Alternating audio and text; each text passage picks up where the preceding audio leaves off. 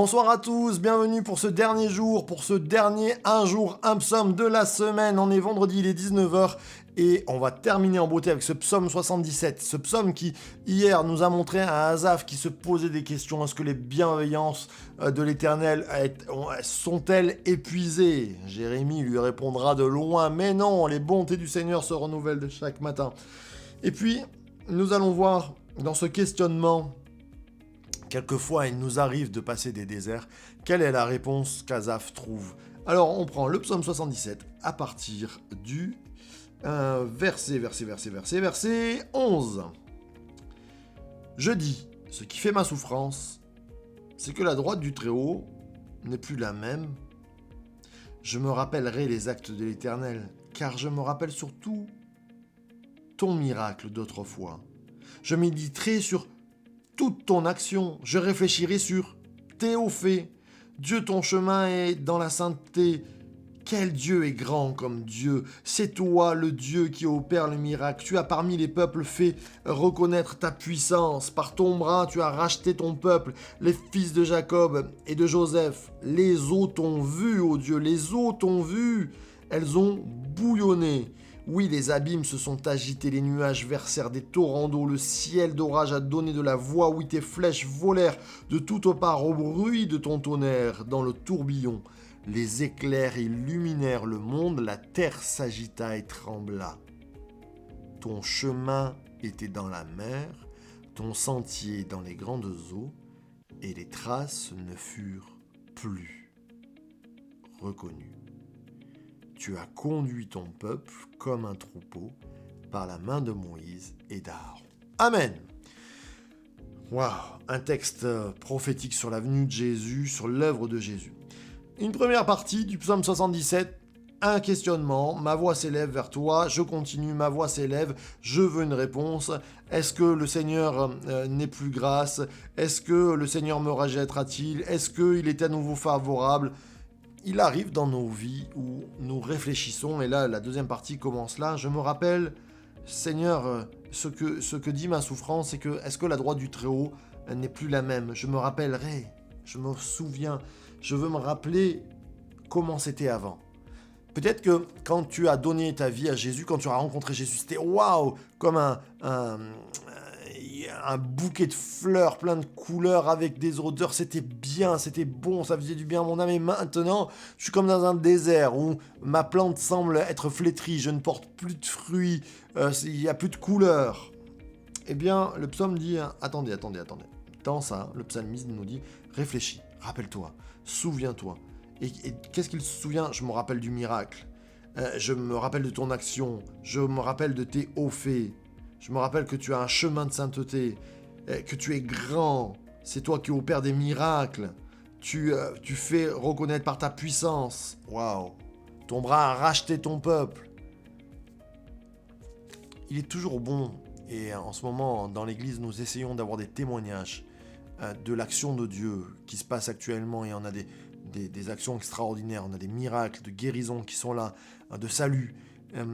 Il est important de pouvoir compter sur Dieu et de se dire, Seigneur, je me souviens que tu as guéri, je me souviens que tu as sauvé, je me souviens que tu as changé mon cœur. Qu'est-ce que Dieu a fait pour toi? Souviens-t'en. Et puis, ce psaume termine par la réponse. La réponse à toutes nos questions, à tous nos besoins, c'est le Christ, c'est Jésus.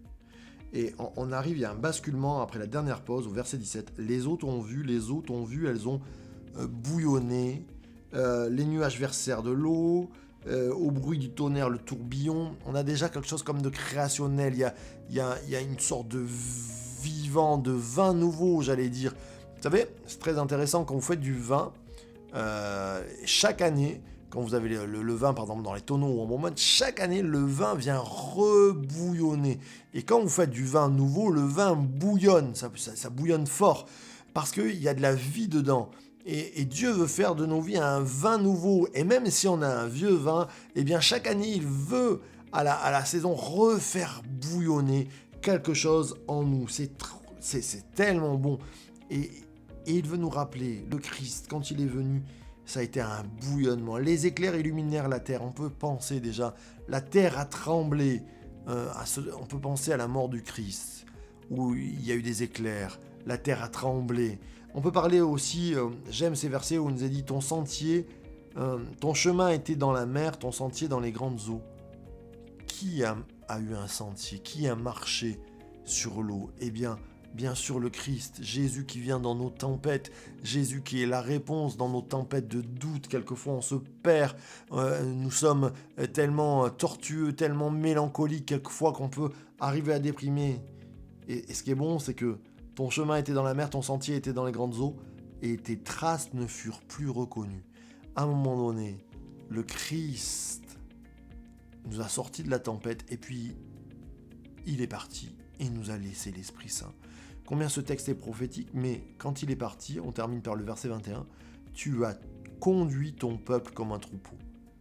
Vous savez, souvent on me dit, vous êtes le berger de l'église, je dis non. Je suis un pasteur, oui, mais je suis le chien de berger. Le berger, le vrai, le bon berger. Le berger de l'église, c'est le Christ. C'est lui qui, en mourant à la croix et en ressuscitant et en partant au ciel, qui est devenu intercesseur, il est le bon berger. Il est ce berger qui guide nos vies. Alors ce soir, j'ai envie de terminer cette semaine en te disant, ne regarde ni à droite ni à gauche, ne doute pas, parce qu'il est venu pour te guider dans ta vie. Il est venu pour te donner une solution. Il est venu pour te guérir, pour te consoler. Il est venu pour combattre contre tes ennemis.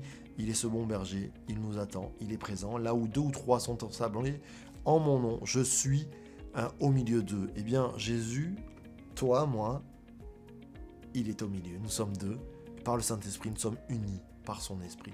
Alors on va prier, afin que tu retrouves la joie de vivre, afin que tu reprennes ce goût de vivre, et puis ce week-end avance là, que tu puisses aller à l'église, que tu puisses célébrer Dieu de tout ton cœur, sans fardeau, que tu puisses dire, Dieu a fait pour moi des grandes choses, je m'en souviens, mais il le fera encore demain. Amen. Notre Père, merci encore pour ta bonté, merci Jésus pour ta présence, tu es celui qui a marché sur les eaux, qui est venu à notre secours, qui est monté dans notre barque, qui a fait taire la tempête. Et tu es celui qui a tracé un chemin. En partant, tu nous as ouvert les cieux. En partant, tu nous as ouvert un avenir, une maison dans la maison de ton Père, de notre Père. Et maintenant, nous attendons à toi et nous disons gloire à toi, Jésus, qui nous a ouvert ce chemin et qui est un grand salut pour nos vies. Amen, amen et amen. On ne se retrouve pas demain matin puisque c'est samedi, mais on se retrouve lundi pour le Jesus Coffee, bien sûr à 19h pour un jour un psaume. On se retrouve aussi dimanche avec Daniel Arnold, ça va être tellement bon sur cette thématique de Josué, le livre de Josué. Ne ratez ça pour rien au monde. Et puis la semaine prochaine, bien sûr, les soirs seront consacrés à l'étude sur le livre de Josué, lundi, mardi, etc. À partir de 19h, non pas en enregistré, mais en présentiel sur l'église Source de Vie, Fréjus, Saint-Raphaël, Source de Vie de Church to Be. Bye bye.